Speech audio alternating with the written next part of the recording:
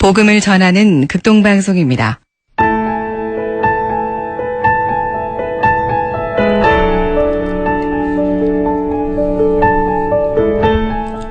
말씀에서 답을 듣다.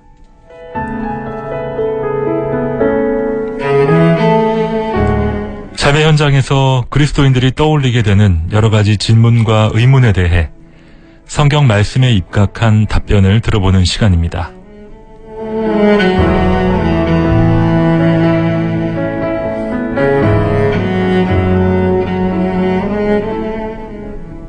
방송가족 여러분 안녕하십니까?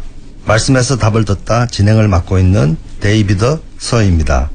오늘도 우리에게 도움 말씀을 주실 새누리교회 장성 목사님을 모십니다. 안녕하세요, 목사님. 안녕하세요. 새누리교회 장성 목사입니다.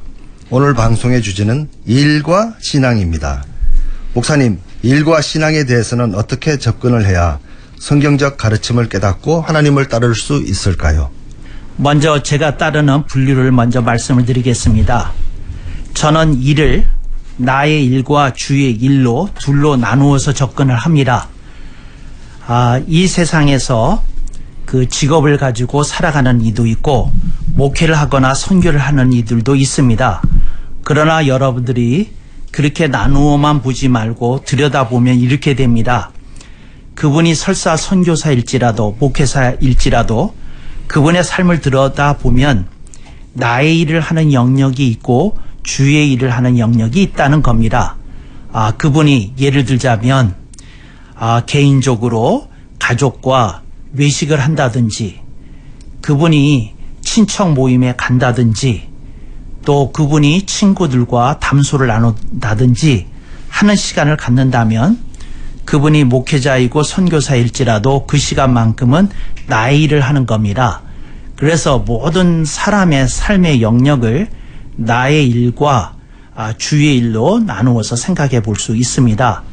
여기서 주의 일이라고 했을 때의 개념은 직장을 다니는 사람을 가지고 얘기하는 게 좋겠습니다. 어떤 분이 직업이 있어서 회사에서 일을 합니다. 근데 그분이 일을 하면서 자기가 어떤 고민을 갖고 있는 동료 직원에게 마음에 품고 기도를 해준다든지, 밥을 사주면서 위로를 하고 격려를 해준다든지 하면 그는 분명히 회사에서 그 사람과 나눈 시간을 가졌지만 저는 그것은 나의 일이 아니라 주의 일이라고 생각을 합니다. 그래서 우리들의 인생을 나의 일과 주의 일로 나누어서 볼 필요가 있겠다, 이렇게 생각을 합니다. 두 번째로 저는 일에 대해서 양과 질이 있다고 생각을 합니다. 그러니까 예를 들자면 목사님들이나 혹은 선교사님들은 주의 일을 할 수 있는 시간의 양이 많습니다. 그런데 반드시 시간의 양이 많다고 그래서 그것이 시간의 질로 주님께 평가를 받느냐 하는 것은 다른 문제라고 생각을 합니다. 그래서 저는 나의 일과 주의 일로 나누어서 보시고, 그 다음에 내가 시간의 양과 질을 어떻게 쓰고 있는지 이렇게 살펴볼 필요가 있다, 이렇게 먼저 말씀드리겠습니다. 목사님 생각에는 하나님께서 각 그리스도인에게 지문이 다르듯이 한 사람에게 딱 적합한 하나님의 일거리가 있다고 믿으십니까? 이거 매우 흥미로운 질문입니다. 먼저 신학적으로 두 가지 입장이 있습니다. 하나님은 모든 사람을 향하여 그 사람을 통해서 이루고자 하시는 고유한 일거리가 있다는 신학적 입장을 가진 분들이 한쪽에 있습니다. 또 한쪽에 있는 분들은 각 사람에게 하나님이 하나님의 말씀에 의해서 자신이 하나님께 영광을 돌릴 일거리를 스스로 찾아서 나아가야 된다는 신학적 입장을 가진 분들이 또 한쪽에 있습니다. 저는 개인적으로 하나님이 어떤 일을 창조하셨을 때에 하나님께서 그 사람을 향한 고유한 일거리가 있다고 믿는 학파를 저는 지지합니다. 그러나 저는 다른 입장에 계신 분들의 입장도 상당히 소중히 여기고 존중합니다. 그럼 하나님이 주시는 나의 맞춤 일거리는 어떻게 하나님께로부터 계시를 받아야 됩니까? 제가 성경을 읽으면서 성경에 나오는 인물들을 유심히 살펴보았습니다. 그랬더니 그 한 사람 한 사람을 향한 하나님의 경륜과 섭리가 보였습니다. 그래서 저는 하나님께서는 각 사람을 향한 계획이 있으시구나, 뜻하신 바가 있구나, 이제 이걸 이렇게 확인할 수 있었습니다. 이걸 그 구약 성경의 그 잠언에 보면 하나님의 모략이라고 이렇게 번역되기도 하고요. 요즘 최근에는 이걸 다시 이렇게 조금 바꿔서 하나님의 지략이라고 바꾸기도 하는데, 저는 하나님이 각 사람을 향해서 네 인생을 향한 나의 뜻은 이것이라고 말씀을 듣는 사람들이 있다고 생각을 합니다. 가장 대표적인 경우가 모세가 그러했다, 아브라함이 그러했다, 이제 이렇게 성경의 인물들 보면 그런 사람들이 주류를 이루고 있는 것을 볼 수 있습니다. 그런데 이런 입장에 반대하는 이들은 무엇을 얘기하는고 하니 성경에 수많은 사람들의 모습이 나오지 않습니까? 근데 그 모습들을 통해서 확인되어진 바로는 반드시 모든 사람을 향한 하나님의 뜻이 있다고 믿기가 어렵다는 것이지요. 그렇지만 저는 성경에 하나님의 사람들에게 나타난 모습을 보고 하나님을 가까이 하고 하나님을 기쁘시게 하고자 하는 사람에게는 하나님이 카운슬, 그 지략을 주신다고 믿습니다. 하나님께서 저에 대한 고유의 진로나 일이 있다고 믿는다면 그것을 하나님께 어떻게 여쭈면 좋겠습니까?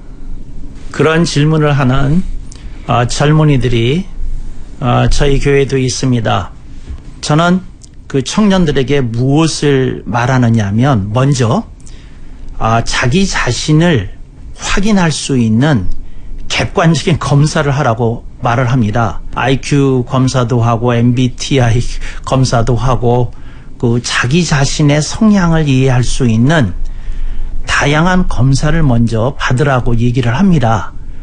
그 다음에 두 번째, 내가 그분들한테 하는 말이 뭘 얘기를 하느냐 하면, 두 번째 그 젊은이들에게 자신이 좋아하는 것을 종이 한 장에 써보라고 얘기합니다. 그리고 또 세 번째 제가 뭐라고 얘기하느냐 하면, 본인이 좋아하는 것을 썼으니 이번에는 본인이 잘하는 것을 한번 써보라고, 이제 그런 것들, 이렇게 좋아하는 것과 잘하는 것을 써보라고 그렇게 얘기를 합니다. 그 다음에 네 번째, 내가 본인들이 그 성장해 가면서 그 어렸을 때에 뭐가 되고 싶었다고 하는 그런 꿈이나 소망이 찾아왔을 때가 있는데, 몇 살 때는 뭐가 떠올랐고 몇 살 그런 거를 좀 써보라고 젊은이들에게 얘기를 합니다. 그리고 저는 이런 종이를 들고 본인이 가슴에 자기 자신의 그림이 그려진 다음에 이것에 가장 적합한 진로를 놓고 고민하고 하나님께 기도하는 시간을 먼저 가지면 좋겠다. 저는 이렇게 가르칩니다. 목사님, 그리스도인으로서 일을 하는 대가로 받는 돈 등에 대해서는 어떠한 가치관으로 바라보고 해석해야 할까요? 예, 저는 그 알바를 하는 학생들에게 이렇게 얘기합니다. 주인의식으로 일을 해라. 그래야 일을 배운다. 받는 알바비만큼 일한다고 생각하면 안 된다. 내가 이 회사 사장이다. 그리고 내가 이 기업을 경영한다.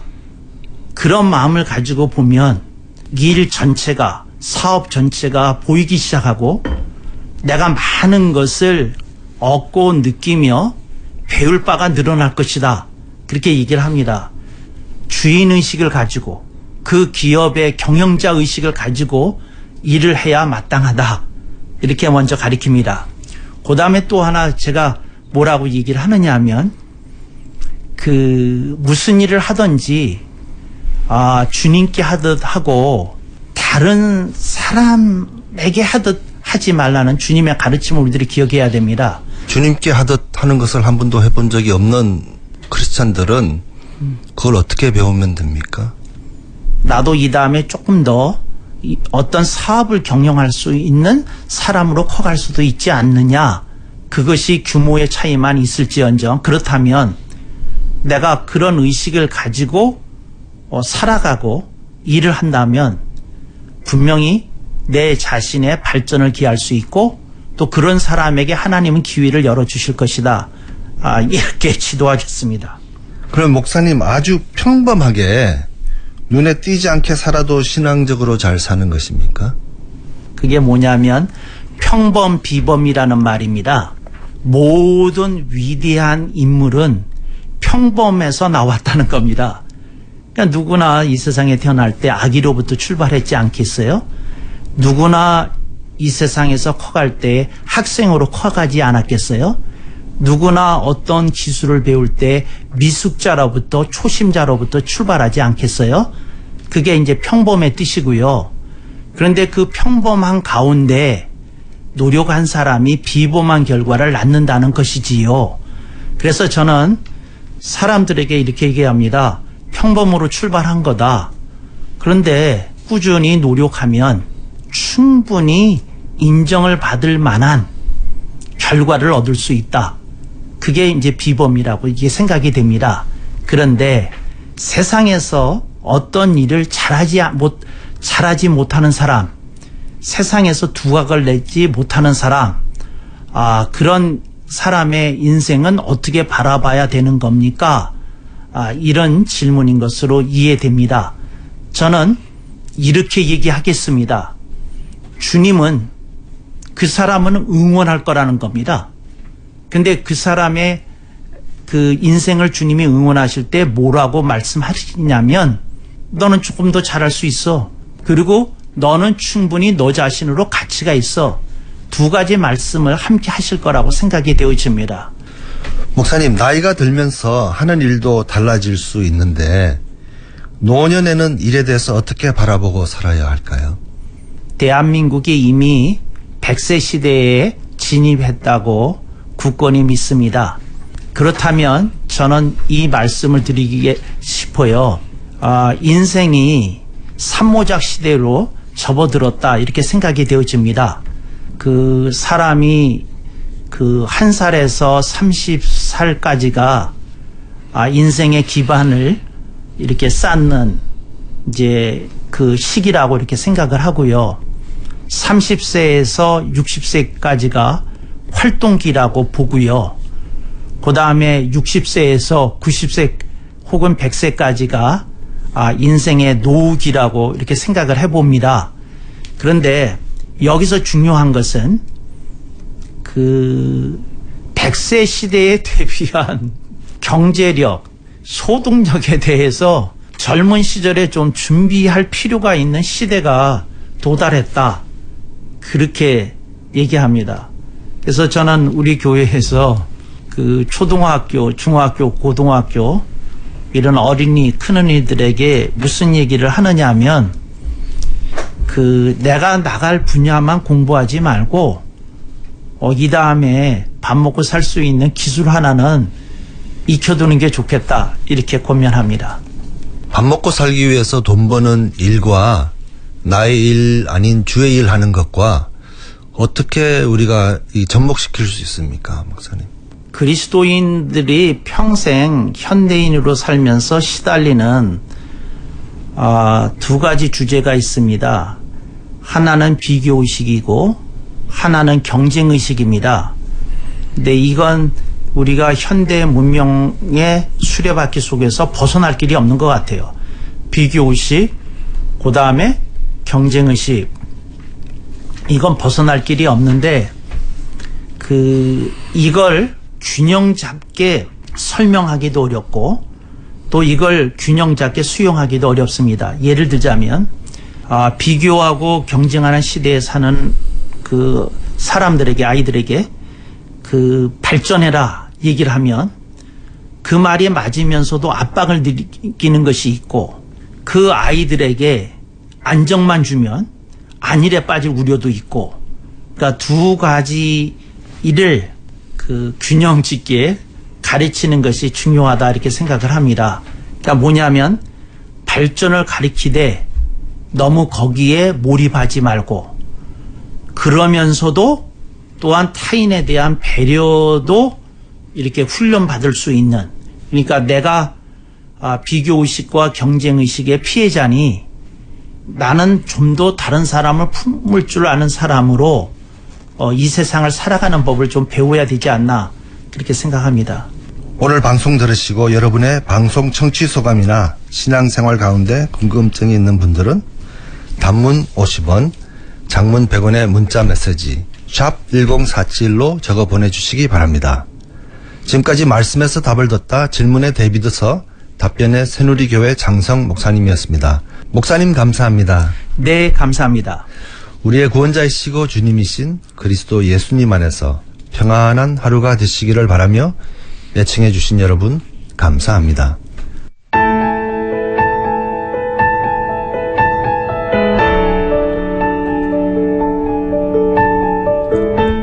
말씀에서 답을 듣다. 오늘 순서를 마칩니다. 방송 들으시고 신앙생활에 도움받기 원하시는 분은 서울 새누리교회 전국번호 1855-1691번으로 연락 주시기 바랍니다.